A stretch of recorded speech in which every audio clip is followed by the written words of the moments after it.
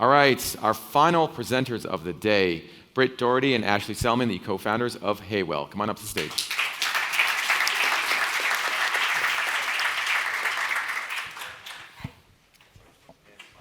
Okay, thanks. Great. Hi, I'm Britt, And I'm Ashley. and we're the co-founders of Heywell, and we're on a mission to break down barriers to wellness. Ash and I spent the last combined 25 years working in beverage, and while we loved our jobs, we were often working really long hours, and we just had a hard time staying on our wellness journeys. And we know we're not alone. We think that time and the stress and demands of real life are preventing people from living their best well life. And so we really thought there was this opportunity to make wellness more simple and accessible for everyone and every day, and that's why we created Heywell. So our name Heywell is a simple invitation to wellness.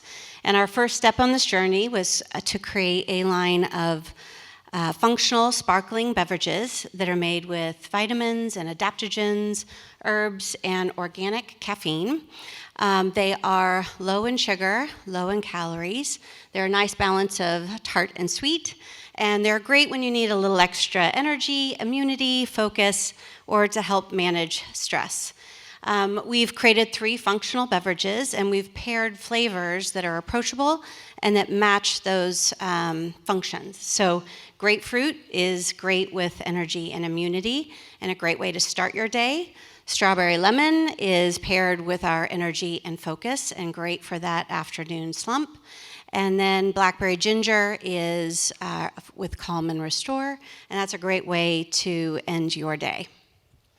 There's nothing more aspirational than being well, but we think sometimes it feels like you have to be superhuman, and that is not real life. So Heywell is providing wellness on consumers' terms by providing delicious, ready-to-drink beverages that help meet life's demands.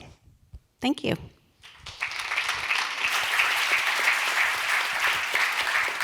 Good job. It's good. Well done. Paulina, let's start with you. There's not a lot of time to talk about your brand, your passion in 2 minutes. Did you hear enough from the presenters to want to hear more as an investor? To me, it seems to me that it's another Me Too product. I really didn't feel like that was communicated. What makes this different from another sparkling, functional beverage? Bill, your thoughts? You were nodding there? I'm sorry? You were nodding in agreement. Your thoughts on Heywell? Yeah, I think maybe there's a little bit more of a story to come out behind the brand. I thought the overall execution of the brand is really done well, of the flavor lineup and managing the function of each of these beverages along with the flavor, and I think they do that and execute it fairly well. But yeah, I agree with Paulina that a little bit more of a story of and something compelling, especially for investors and consumers to think about. Mm-hmm. Fred, there was a lot of talk about aligning flavor with function. Did you see that? Did you understand what's going on in the front of the package in terms of how the two work? The flavor is absolutely kind of buried down at the bottom, but I do think some of that is overcome by the general color palette. When you're buying Gatorade, it's not by flavor. It's like, I'll take the blue one, the red one, the orange one. And these color palettes, I think, are indicative of those flavor profiles. They're clearly selling function first, which is interesting, but that's the whole proposition, as they explained by the Heywell name. Brand tone I thought was great. Copywriting when they introduced Heywell and who we are on the side panel is really, really nice. And no doubt, it's got a lot of standout power, I think. Taste, we just touched on taste, but what do you think of the taste, Mike? And does the market need a sparkling functional beverage like Heywell?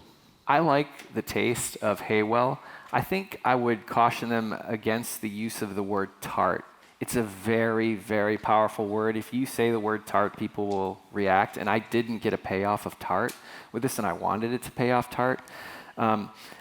I also think that the Me Too-ness here is a good thing. Remember, this is beverage, and you need to have some competitors out there who can help with the education, and you want this to go in, you want this to go on shelf next to other beverages that are somewhat similar so that you can encourage trial. So I would say that the Me Too-ness here is good. I do like the label. I think that sometimes it's challenging to do a vertical brand, and this is one of those that I think if it gets turned, you're not going to know it's a Heywell. It's also silver, and even up here you kind of see the way that the light's hitting it can be somewhat challenging, but I think this beverage has potential. Outstanding. As I mentioned, 2 minutes is not a lot of time.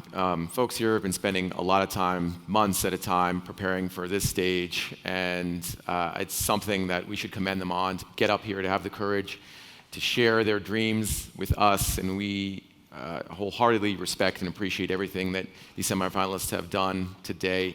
Huge round of applause for everyone.